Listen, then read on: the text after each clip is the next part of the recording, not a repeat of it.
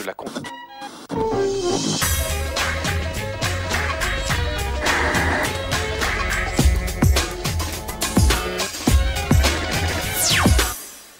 Salut à tous, samedi 12h45, c'est plus clair. Bienvenue pour toute l'actu média, les images, nos enquêtes, les coulisses et nos invités. Voici le menu, le Média Mix pour commencer, l'essentiel de la semaine média en images et en 5 minutes. La télé-réalité en procès, les suites de l'affaire du SMS, ce sont les titres de l'actu média. Anniversaire d'un ange gardien, 10 ans que Joséphine alias Mimimati cartonne sur TF1. C'est presque trop beau pour être vrai, alors nous sommes allés en coulisses sur le tournage. Zoom cette semaine sur les livres qui crachent sur la télé, mettre les pieds dans le paf. Est-ce que ça soulage les auteurs? Est-ce que ça rapporte aux éditeurs? Enquête. Mercredi, grève historique de la télé et de la radio publique. 3000 personnes dans la rue. Comment financer l'audiovisuel sans pub? Le conseiller de Nicolas Sarkozy, chargé du dossier, Georges-Marc Benamou, va répondre à nos questions dans quelques minutes. Sur le plateau de Plus Clair également, Véronique Jeunesse. Elle viendra nous parler de sa nouvelle vie de célibataire parisienne. C'est de la fiction. Julie Lescaut change tout. Vous retrouverez vos autres rendez-vous, le zapping, l'ITV Télé. Cette semaine, Nathalie Renoux et Stéphane Rothenberg ont joué le jeu. L'Observatoire des séries, la télé des voisins et la Webzone avec une blonde au municipal. Voilà, on commence tout de suite par l'actu de la semaine. Résumé et mixé par Plus Clair, c'est le Média Mix, préparé par Christelle Robière et Théodore Bourdeau. C'est parti. C'est Quentin qui a remporté le 7e marathon variéto cathodique de TF1 devant 6 200 000 téléspectateurs. J'aimerais dédicacer cette victoire à ma maman. Pourtant, c'est le plus mauvais score pour une finale de la Starac. C'est clair, la Starac 7 ne restera pas dans les annales comme l'année la plus passionnante.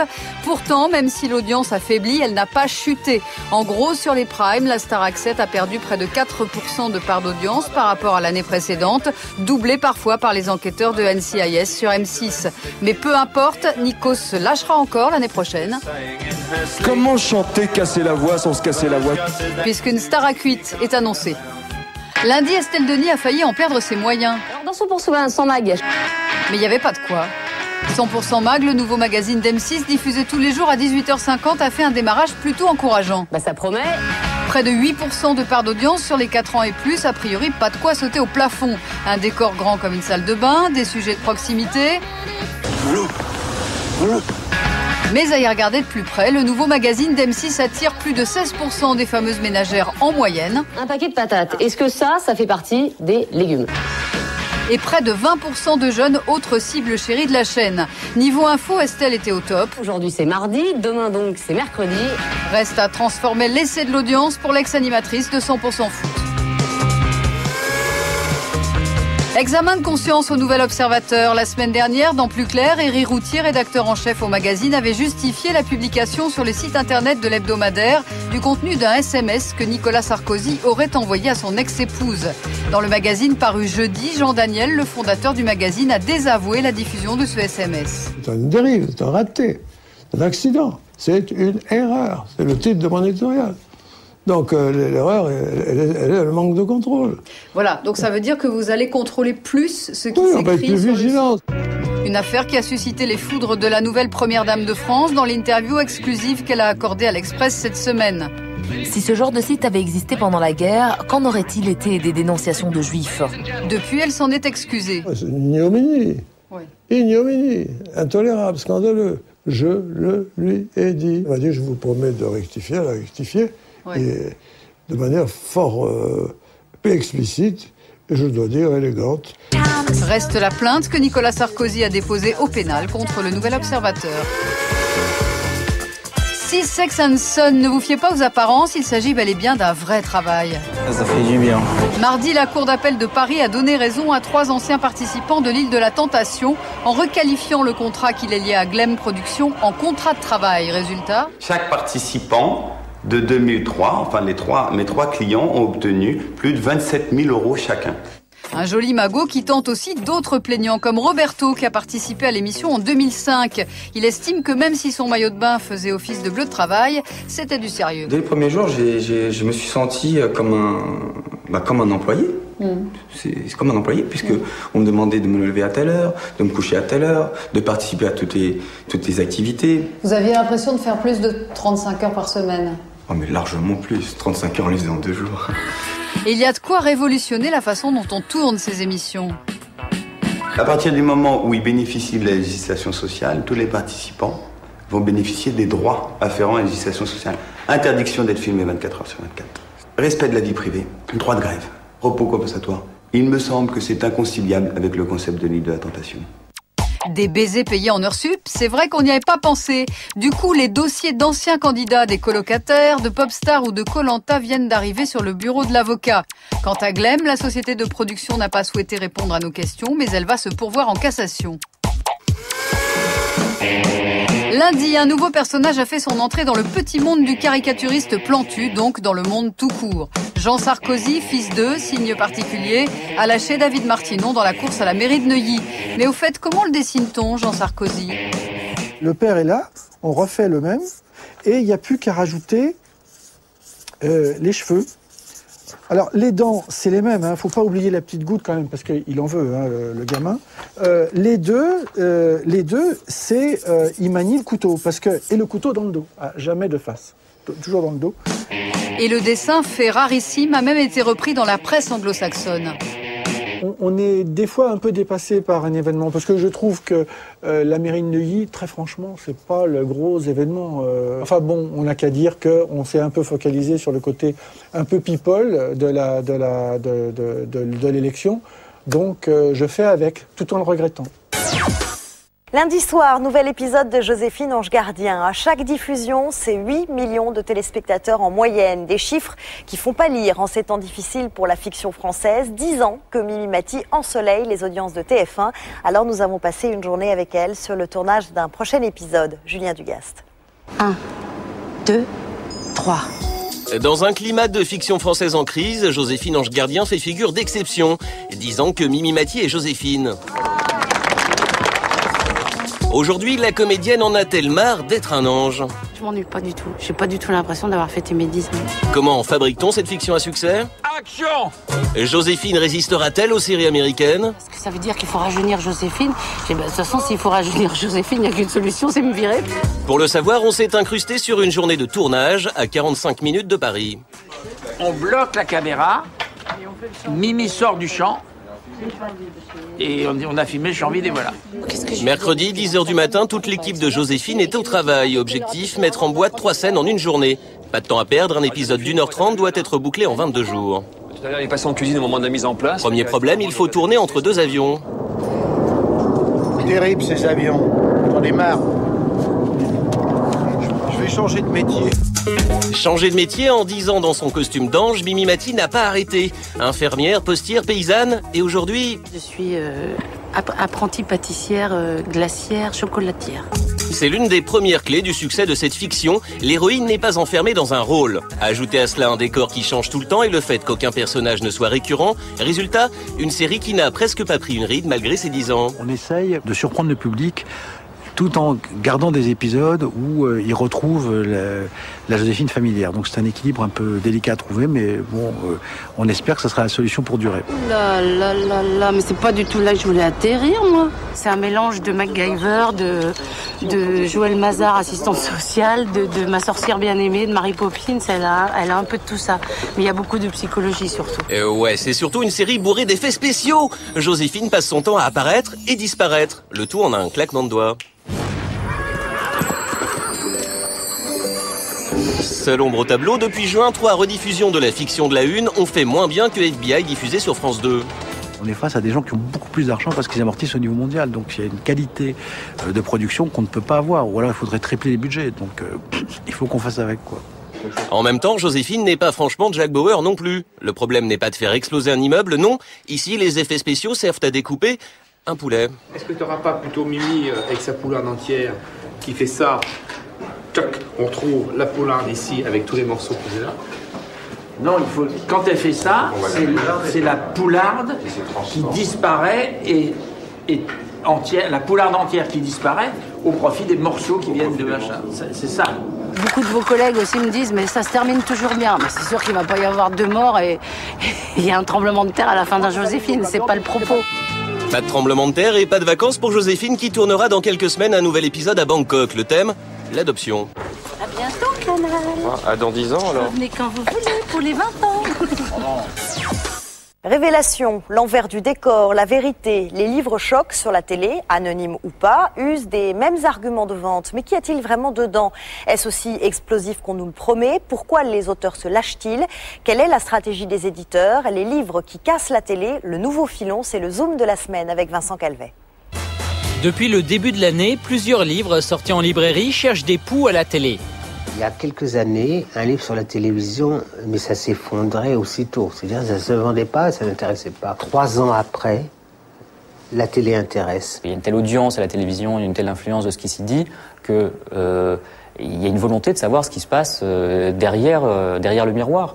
Madame, Monsieur, Bonsoir aurait été écrit par 5 journalistes de TF1 qui ont choisi de rester anonymes. Ils nous expliquent que la rédaction de cette chaîne est pieds et poings liée au président Sarkozy et que PPDA serait un tyran.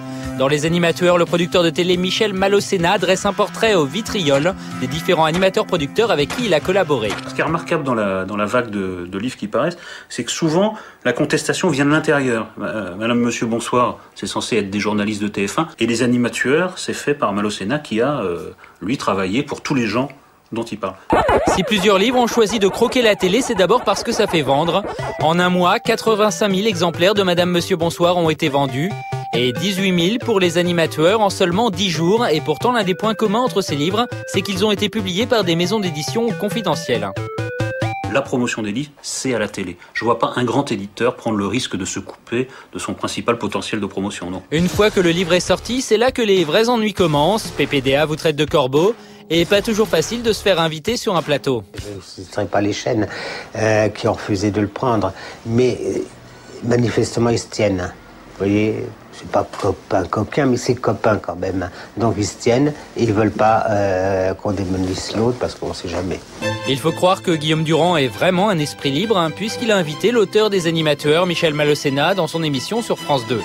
J'ai du courage, je me libère pas d'un poids, j'ai du courage, je suis libre parce que grâce au travail que j'ai fait, je me suis libéré financièrement. Une fois que je me suis libéré financièrement, je me suis dit que je pouvais parler, raconter ce monde sur lequel il y a une omerta totale, absolue. Autre exemple d'un livre a priori difficile à promouvoir, une biographie non autorisée de l'industriel des médias Vincent Bolloré. L'un de ses auteurs, Nicolas Cory, journaliste à Libération, estime que la sortie de son livre a été bien relayée. À une exception près, il savait pertinemment qu'aucun média appartenant à Bolloré n'en parlerait. Il a le contrôle éditorial et il le revendique. C'est pas quelque chose qu'il cache. Vu le succès, on se doute que dans les prochains mois, d'autres ouvrages s'en prendront aux médias. En tout cas, cette tendance nous prouve que parfois, même lorsqu'on lit des livres, on est encore un peu devant la télé. Mercredi, la télé et la radio publique étaient dans la rue. Ni pub, ni soumise, slogan d'une manif sans précédent depuis la fin de l'ORTF. Alors une télé sans pub, d'accord, mais laquelle? Et avec quel argent? Quel nouveau contenu pour les chaînes? Est-ce qu'une chaîne du groupe France Télévisions va disparaître? Toute la profession exige maintenant des garanties concrètes. Et on va en parler avec celui qui est au cœur de ce dossier, le conseiller du président de la République à la culture et à la communication, Georges-Marc Benamou. Il va répondre à nos questions. Georges-Marc Benamou, bonjour, ravi de vous accueillir sur le plateau de Plus Clair. Vous étiez journaliste, vous êtes maintenant conseiller à l'Élysée, vous étiez de gauche, vous êtes maintenant... Je suis toujours de gauche. Vous êtes sarkozyste en tout cas. Je suis de gauche. Quel est exactement votre... Je suis contre le conformisme et contre l'immobilisme. Vous travaillez en tout cas pour Nicolas Sarkozy. Quel est votre job aujourd'hui exactement à l'Élysée ? Conseiller pour la culture et pour l'audiovisuel, et puis conseiller du président dans une équipe formidable pour pouvoir faire bouger ce pays, et y compris l'audiovisuel, et dans le meilleur sens. Qui a-t-il derrière cette décision du 8 janvier ? Ce jour-là, Nicolas Sarkozy fait l'annonce choc d'une télévision sans pub, et visiblement, il prend tout le monde de court, y compris vous. Non. Vous étiez au courant ? Oui, enfin, ça faisait partie des hypothèses sur lesquelles on travaillait. Vous savez, la problématique de la télévision sans pub, elle se pose depuis 20 ans, et elle s'est posée ces derniers mois au moment où Monsieur de Carolis, le président de France Télévisions, réclamait une coupure de pub publicitaire. Et on a bien vu qu'à ce moment-là se posait de manière endémique et depuis plusieurs mois la question du financement pérenne et dynamique du service public. Et à partir de là, un certain nombre d'hypothèses existaient. Vous mettez plus de pubs, ce que voulait M. Carolis, ou mettez moins de pubs. Cette décision donc de la supprimer, c'est un désaveu pour lui. Je crois pas. Écoutez, il n'a pas été écouté. Je crois pas que le service public, on est à rougir du service, soyons clairs, on n'est pas à rougir du service public. C'est pas lui qu'on a écouté en tout cas. c'est pas lui qu'on a écouté. Le service public est assez différent de TF1, mais peut-être faut-il qu'il le soit encore plus. En tout cas, depuis l'annonce du 8 janvier à l'Élysée, c'est le plus grand flou, hein. Il y a une question qui domine toutes les autres. Comment financer cet audiovisuel public sans publicité? Toujours pas de réponse. Et du coup, pour l'instant, pas de réponse. Et du coup, grosse inquiétude. Ça donne la grève et la manifestation de mercredi, une mobilisation massive de tout le secteur. On n'avait pas vu ça depuis 1974. Un sujet de Laetitia Krupa. Mercredi, vous avez vu ces images. Rien à voir avec les programmes habituels. La seule tranche d'infos en direct, c'était le 20h de France 2. Bonsoir à tous. Alors d'entrée, David Pujadas s'explique. Nous avons décidé de vous présenter, malgré tout, une édition pas tout à fait comme les autres, ne serait-ce que pour vous informer sur ce mouvement. À France Télévisions, le taux de grévistes a frôlé les 50%. Pourtant, l'Élysée avait tenté de calmer le jeu en convoquant dès mardi les responsables syndicaux. Une réunion d'ailleurs très confidentielle. L'accès de l'Élysée était interdit aux médias. Les caméras ne sont pas autorisées à rentrer lorsqu'il n'y a que des conseillers, qu'il n'y a pas de ministre ou le président de la République. Donc voilà. À la sortie, c'est la déception. Le gouvernement, le président sont en train de réfléchir à comment on va combler cette pub, à quel niveau, qu'est-ce qu'on va taxer. Ils n'en savent pas plus que nous à l'heure actuelle. Et ça, c'est une réelle inquiétude. Je pense que demain, nous aurons la plus grosse manifestation de l'audiovisuel public jamais vue depuis la casse de l'ORTF en 1974. Et effectivement, la mobilisation a été massive. Mercredi matin, les rédactions régionales ont débarqué dans les gares parisiennes. À Montparnasse, par exemple, 2 délégations sont arrivées de Bordeaux et de Rennes. Là, déjà, on a les premiers chiffres qui tombent. On est à plus de 90% de grévistes. Tous services confondus, rédaction, techniciens, équipe de film. Mais avant de rejoindre la manifestation, les grévistes avaient programmé une petite visite symbolique.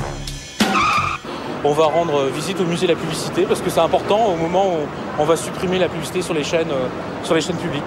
Clin d'œil. À 14h, France Télévisions, TV5 Monde, Radio France et RFI sont au rendez-vous, place de l'Alma. Près de 4000 personnes en tout. Public, argent public, radio, télé, on veut pas de Bolloré. Avec le monde qu'il y a, cette mobilisation, elle est historique pour le service public audiovisuel, vraiment. Tout le monde est mobilisé jusque dans les départements d'outre-mer. L'enjeu est capital pour nous tous. Et à tous les niveaux du cortège, c'est toujours la même interrogation. La télé, ça coûte cher, surtout si on nous demande de faire encore plus de qualité, ce qui est très bien. Alors supprimer la publicité, pourquoi pas, mais on vit avec quoi? Nous pensons que c'est un piège qui, à terme, va se traduire aussi par la vente d'une chaîne de télévision publique au secteur privé. Gérard Leclerc et Philippe Rochaud faisaient partie des rares visages connus dans la foule. Les stars de France Télé, nous les avons cherchés sans grand succès. Oui, alors peut-être que vous avez mal cherché parce qu'il y en a très certainement. Vous êtes sûr de ça? Pas très sûr parce que j'en ai jamais vu beaucoup. Les présentateurs en tout cas d'aujourd'hui sont en grève, ils sont pas là, forcément tous, mais ils font grève. Mais ils ne sont pas là. Mais ils sont pas là. En tout cas, la manifestation a intéressé les médias étrangers, surtout la télévision russe, qui est confrontée en ce moment à la même problématique. Les journalistes russes sont contre la suppression de la pub parce que selon eux, la télévision publique ne pourra pas maintenir la qualité des programmes actuels si la publicité est interdite. Et la BBC, bien sûr, suivait le mouvement. Avoir un président qui veut quelque chose de la qualité de la BBC, mais il faut absolument qu'il réfléchisse avant de... Oui, je crois que M. Sarkozy il fait la comparaison parce qu'il n'y a pas de pub sur la BBC. C'est pour ça qu'il fait ça. Mais nous, c'est vrai, on a des millions d'auditeurs et de téléspectateurs. Et qu'en France, il n'y a pas les mêmes moyens que chez nous. C'est toute la question. Aujourd'hui, ces moyens supplémentaires, les grévistes sont bien décidés à les obtenir. Mercredi, le bras de fer a commencé. Madame Alvanel a téléphoné pour dire qu'elle avait modifié son agenda pour nous recevoir à 4h30. C'est non, on veut Sarkozy. Donc dès demain, l'intersyndicale va écrire au président de la République pour lui demander, comme les chauffeurs de taxi, comme les buralistes, à être reçus par Sa Majesté. Quelqu'un m'a dit que tu m'aimes.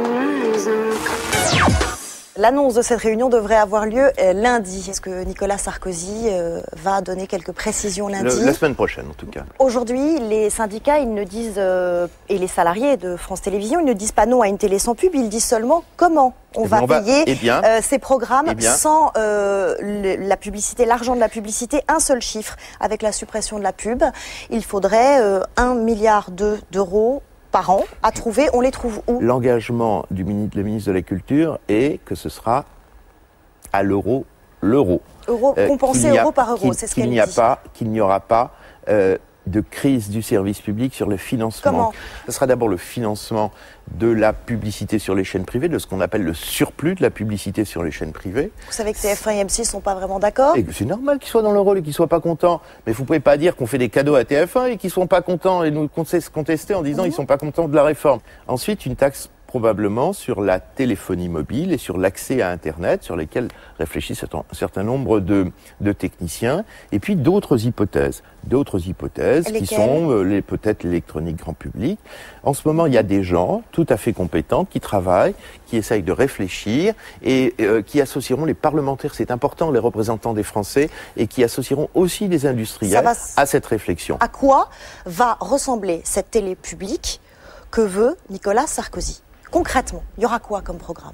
D'abord, ce sera une télévision qui ne sera plus sous le diktat, la tyrannie de cette audience que tout le monde dénonce depuis des années. C'est-à-dire? L'État, il y a 20 ans, a privatisé la première chaîne de télévision française, la chaîne historique TF1. Et depuis lors, un véritable trouble s'est créé. On a demandé aux dirigeants de France Télévisions de faire l'audience de TF1 et d'avoir l'image d'Arte.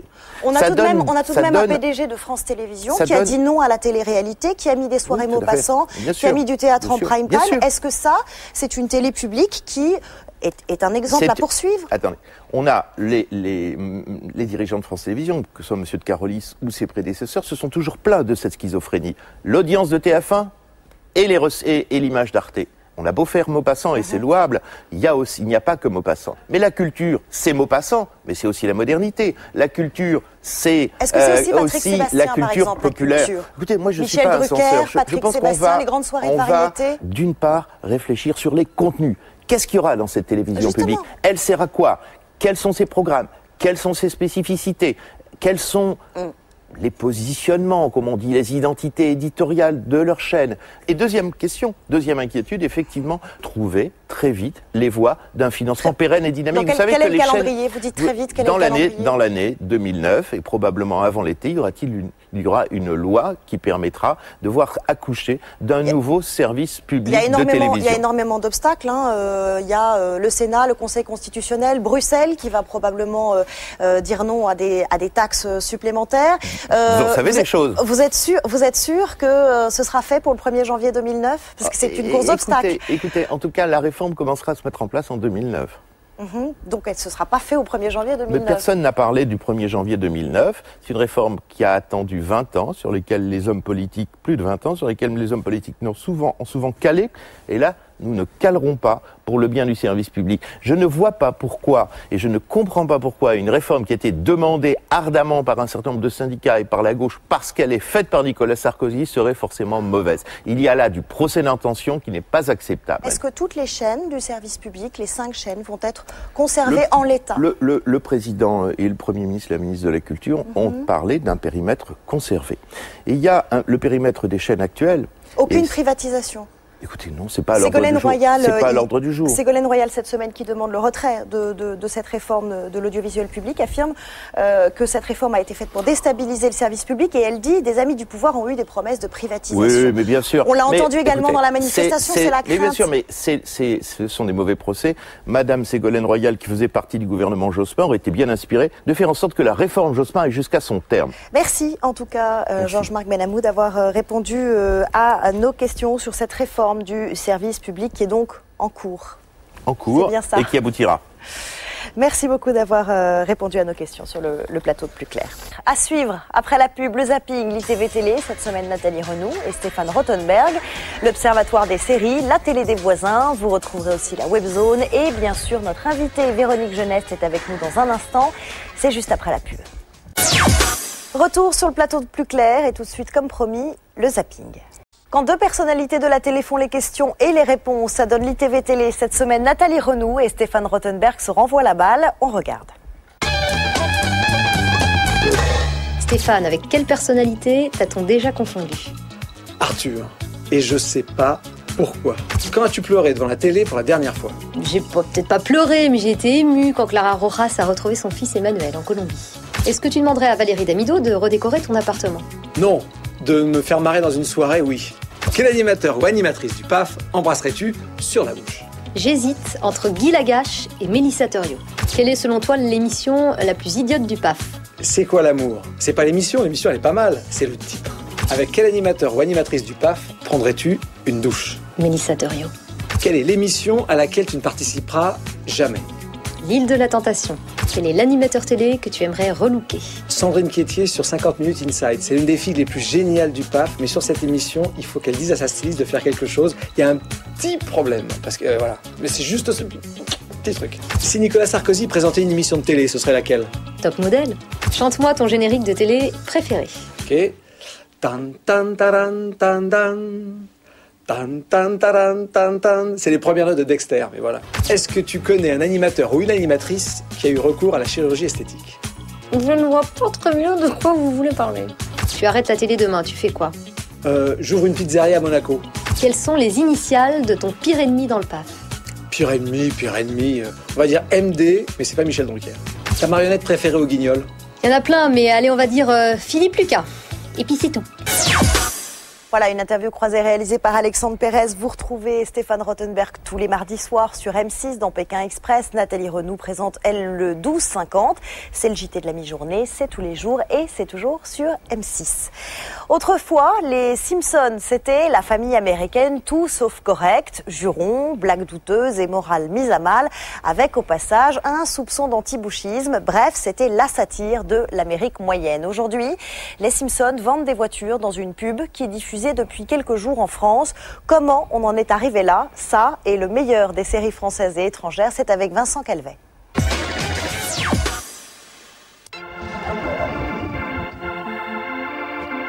Depuis une dizaine de jours, les Simpsons essayent de nous vendre une voiture. Pas de baratin, mon pote, on est venu s'abriter, c'est tout.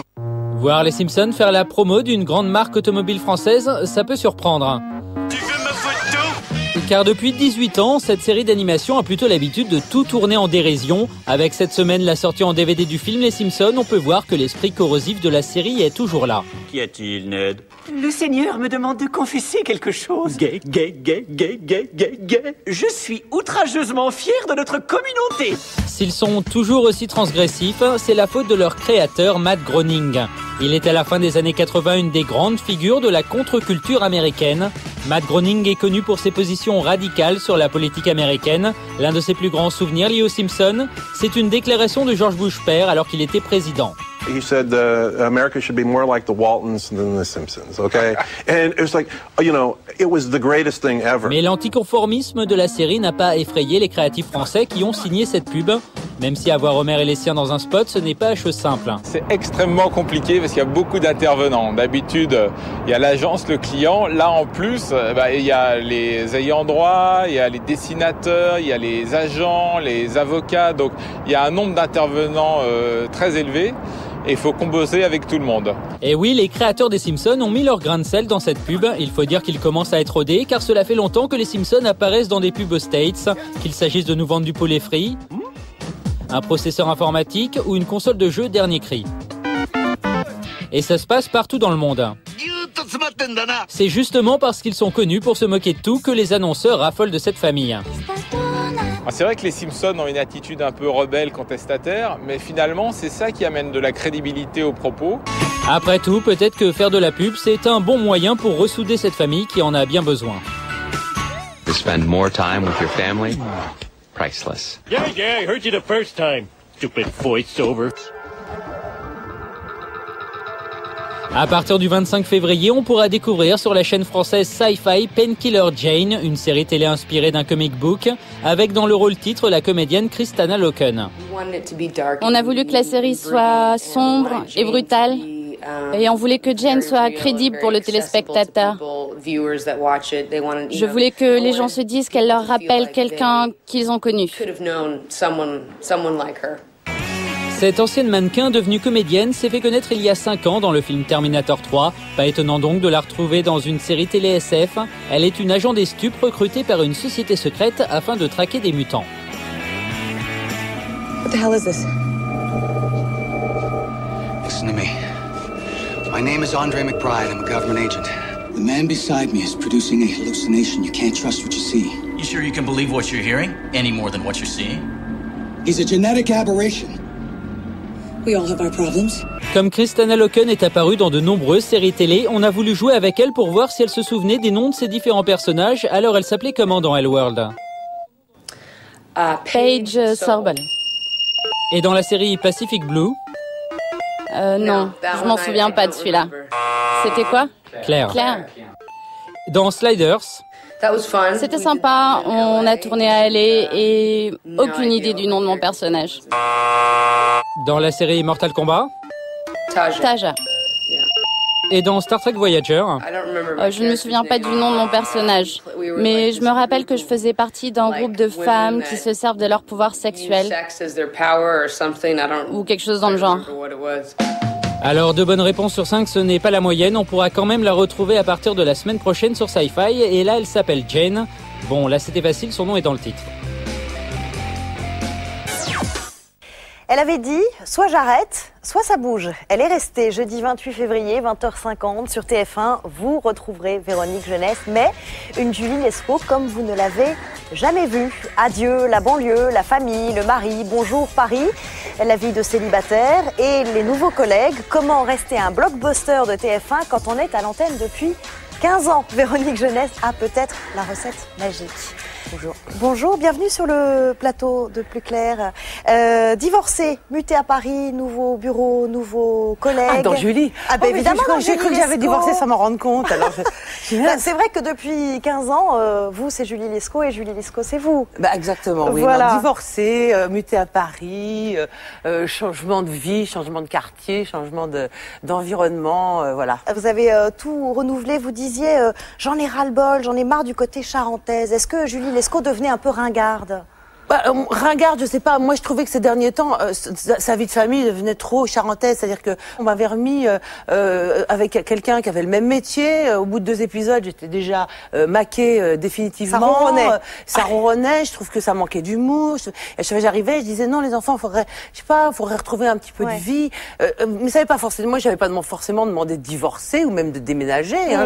Mais je voulais qu'on retrouve. Et c'est surtout dans la forme. Je trouvais que arriver tous les matins au commissariat et faire bonjour, la nuit a été bonne. Je trouvais que dans la forme, ça devait évoluer. Et quand vous dites soit ça bouge, soit j'arrête, vous avez failli arrêter vraiment? Non, alors ça, je sais pas où est-ce qu'on a été chercher ça, on n'arrête pas de mettre ça. Dans la presse. Ben oui, mais il faut croire que la presse dit pas toujours la vérité, parce que moi, c'est pas du tout mon truc, ça. Vous en avez discuté avec la production, avec TF1. Vous avez demandé ces changements. Mais je n'ai pas seulement demandé, c'est-à-dire que c'est arrivé à un moment où tout le monde avait envie que ça change. TF1 avait envie que ça bouge. TF1 aussi, la production TF1 voulait que ça bouge, la production voulait que ça bouge. Alors tout le monde voulait peut-être pas bouger tout en même temps, et je crois qu'à un moment, c'est moi qui ai un peu provoqué la true, ça avec une discussion avec Takis. Takis Candilis, c'est le directeur de la fiction à TF1. Lui, voilà. il était partant, il vous a dit oui. Totalement partant, mais ce qui était très drôle, c'est que tout le monde était partant, mais personne n'osait vraiment se le dire. Ils avaient même peur de me dire qu'il fallait changer des trucs, alors que moi, je demandais depuis 3 ans que ça bouge. Bon, on va se faire une idée de cette Julie Lescaut New Look. On va regarder quelques images. Quoi de neuf dans Julie Lescaut? Résumé avec Vincent Calvet. Oui, bonjour. Julie Lescaut à l'appareil. Mon nom vous dit quelque chose? Bien sûr qu'on la connaît. Julie Lescaut est là depuis 15 ans, mais le 28 février, le prochain épisode de cette série risque de beaucoup vous surprendre. Ça parle pratiquement que de cul. Qui baisse qui s'est fait faire quoi par qui? Non, enfin pas dans l'épisode qu'on a vu. Par contre, premier changement et de taille, le titre. Merde. Exceptionnellement, ce n'est plus Julie Lescaut, mais Julie à Paris. Et oui, la commissaire la plus connue de TF1 est montée à la capitale. Elle s'est installée dans un nouvel appartement et sa fille a bien grandi. Et en ce qui concerne le boulot, elle est mutée dans un nouveau commissariat flambant neuf et surtout elle travaille désormais avec une nouvelle équipe. Voici ses 3 nouveaux mulets. Bon, au début, ça ne se passe pas franchement super bien. Elle nous prend pour des débiles, hein. Mais on peut faire confiance à Julie pour qu'elle trouve les mots afin que son équipe soit bien soudée. Ce que je vous demande, c'est si vous avez quelque chose à me reprocher dans ma manière de travailler, il faut me le dire. Mais alors pourquoi tous ces changements dans cette série vieille de 15 ans? Ça devenait trop lourd. En fait, il s'agit d'un relifting voulu apparemment d'un commun accord par TF1 et les producteurs de la série. Sans me prévenir?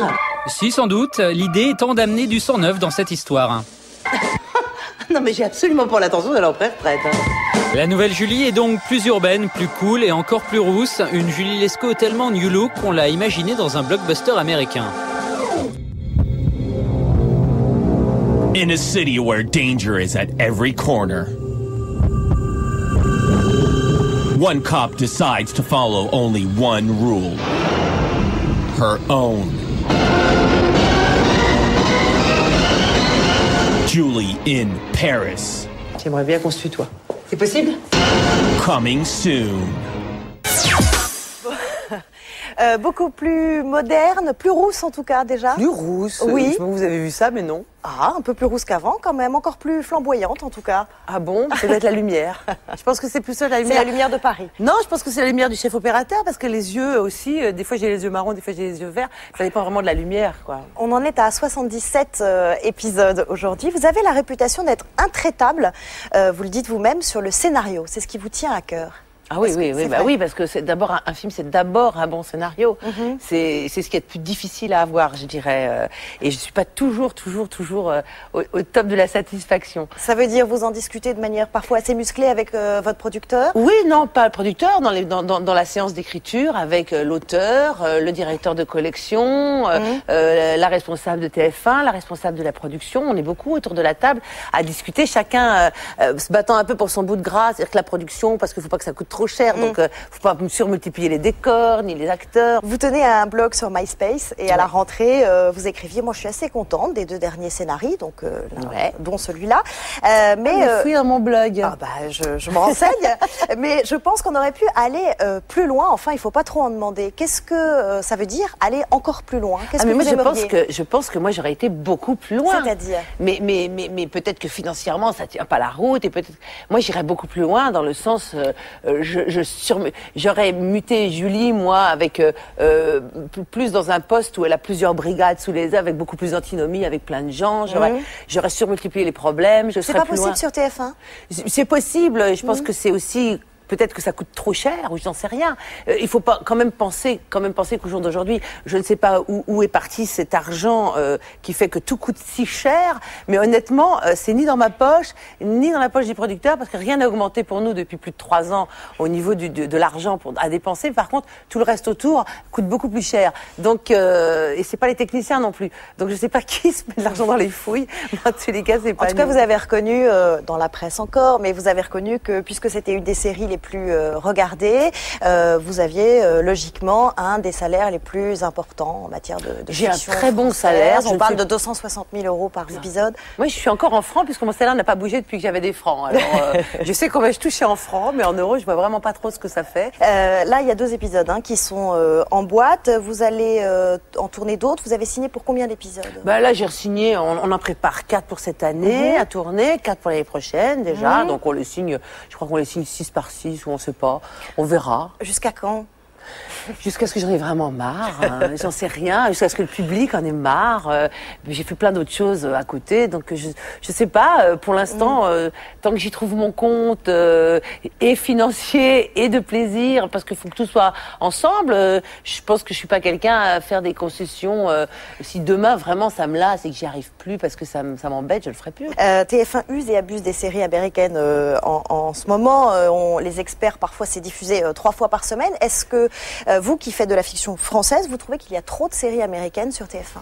Non, ça durera le temps que ça durera. Et je dirais même que plus ils en mettent et plus ça les use. Vous n'êtes pas que Julie Lescaut dans la vie et à la télévision, vous êtes également productrice avec votre mari à la tête d'une société de production qui s'appelle Sam et compagnie. Oui. C'est Julie Lescaut qui vous a donné le confort nécessaire pour prendre ce risque de la production? Oui, l'envie, puis l'envie de développer des projets, parce qu'en fait finalement, faire une maison de production, c'est pas si sorcier que ça. Je veux dire, on prend pas de l'argent de sa poche pour tout.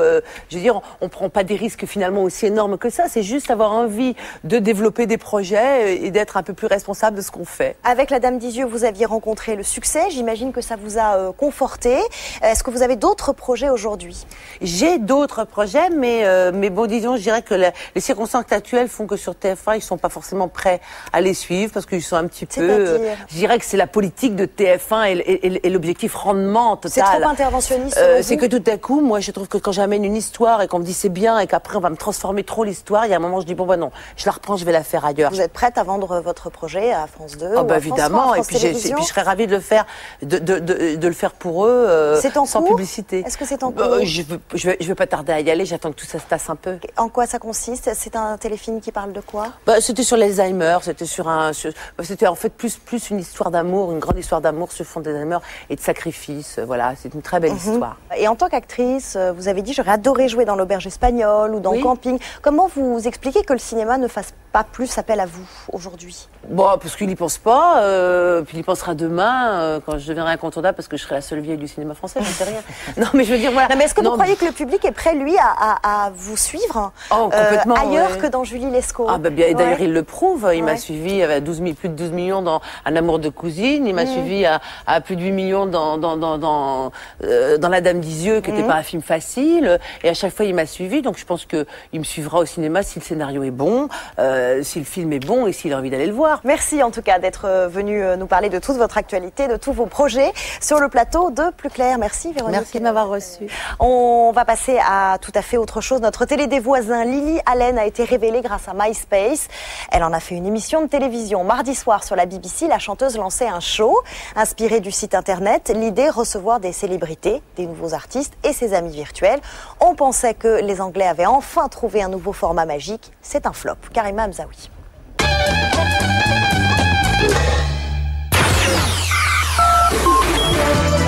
Mardi soir à 22h30, la chaîne anglaise BBC Three diffusait ce show. I'm Lily Allen and these are my friends. Lily Allen, ça ne vous dit rien? Allez, petit indice sonore.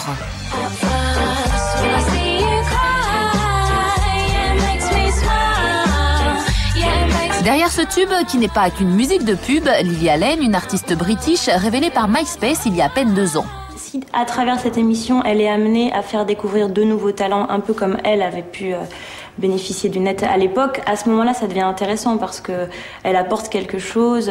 C'est plus uniquement une présentation d'un jeu de divertissement. Le principe de cette émission allie le divertissement classique à l'interactivité du net. En gros, ça donne un public constitué essentiellement de ses amis sur MySpace, de films internet postés sur sa page, mais aussi de vrais artistes du moment comme le célèbre humoriste anglais David Mitchell, qu'elle questionne comme l'un de ses potes. David, have you got any special talents?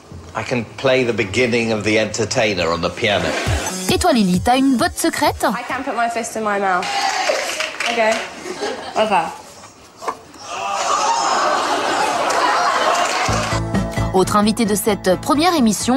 Please welcome Cuba Gooding Jr. Et quand l'acteur américain arrive sur le plateau, la température monte d'un cran. Usually I'm naked, but it's up. You feel free to get naked. No, fuck it. Lily Allen and Friends, c'est l'émission où tous ceux qui cartonnent sur le net se retrouvent sur un plateau télé, comme la star web du moment en Angleterre, Taz Zonday, une voix un peu spéciale.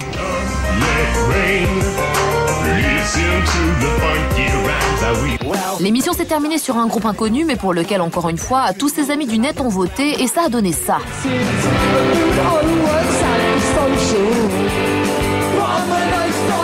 Comme BBC Three, c'est une chaîne de jeunes, on est allé voir si ici en France, chez MTV par exemple, ce genre d'émission pouvait les intéresser.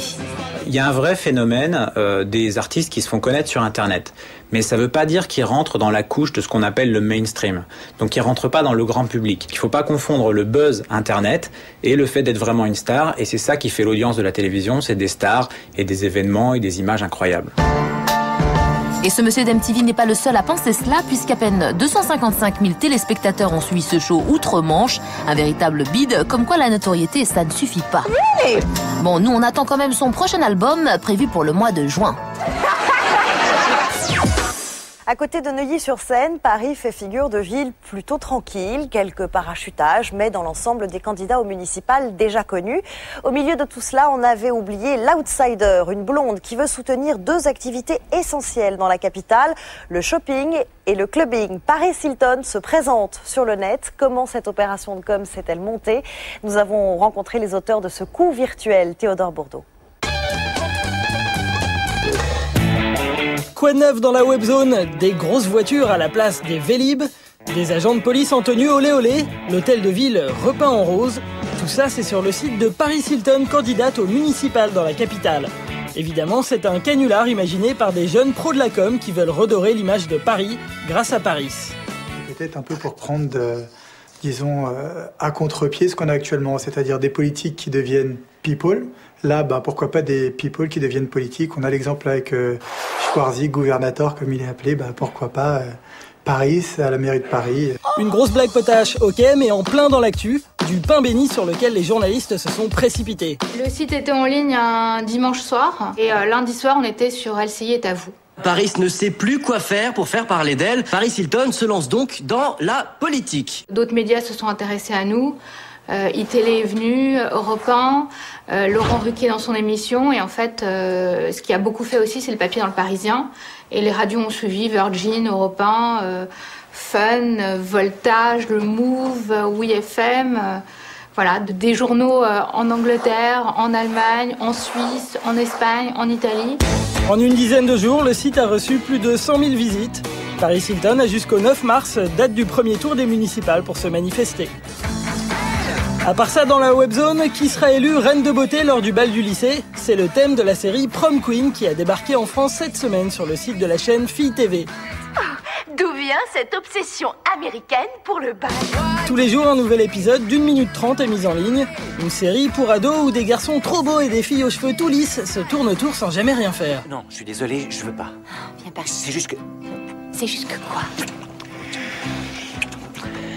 Quoi? Je peux pas. Créée par l'ancien patron de Disney, la première saison de Prom Queen a été diffusée sur le net aux États-Unis en 2007. Avec un gros carton à la clé, plus de 15 millions d'internautes ont visionné la série. Enfin, dans la webzone, elle, c'est Obama Girl, la supportrice #1 du candidat à la présidentielle américaine, Barack Obama. Depuis le début de la campagne, elle a mis en ligne une dizaine de clips de soutien à son chouchou. Avec son 95D et ses 6 millions de visites, Obama Girl est devenue la coqueluche des médias américains. Obama girl. Obama girl. Obama girl. Obama girl. Obama girl. Obama girl's at it again. I'm definitely gonna vote for Senator Obama. Bon, Obama Girl a un peu menti. Voilà ce que révélait cette semaine la chaîne américaine CNN. Pour les primaires du Super Tuesday, au lieu d'être ici en train de voter, Obama Girl était ici à une fête pour une marque de vodka Manhattan. Prise en flagrant délit de lâchage de son candidat, Obama Girl a annoncé qu'elle préparait une nouvelle vidéo pour expliquer son absence des isoloirs. Voilà, plus clair, c'est fini. Vous retrouvez l'émission sur le site canalplus.fr. Je vous retrouve samedi prochain, 12h45. Et d'ici là, ouvrez grand vos yeux.